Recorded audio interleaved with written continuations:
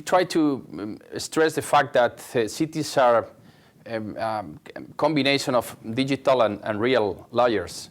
So there is no way in understanding cities in the old-fashioned way, in which cities were just infrastructure.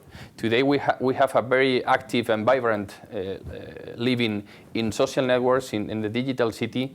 So it's time to understand what lies beneath that social networks and trying to put it into the physical world.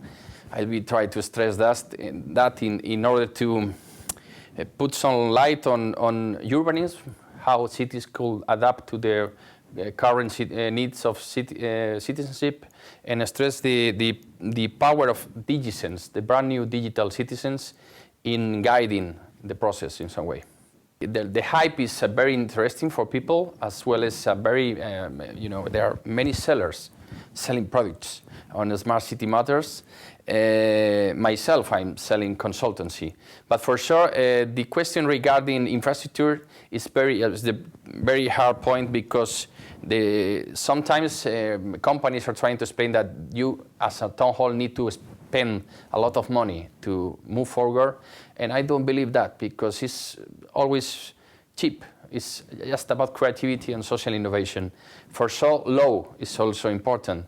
We can talk a lot about innovative solutions and tools and methods and everything, but laws are still the old ones. We are designing the city in the way we did it in the 19th century. So it's time for a changing maybe. I will try to explain that in the 8 minutes that I have in that brilliant conference. But I would like to stress the thing on urbanism, the way we design cities. For sure, buildings are important, but it's always about privacy. I mean, the smart city is based in a massive renounce to the privacy. It's a new concept of privacy, as the moment in which we are not considering a very low profile for our privacy, smart cities won't work.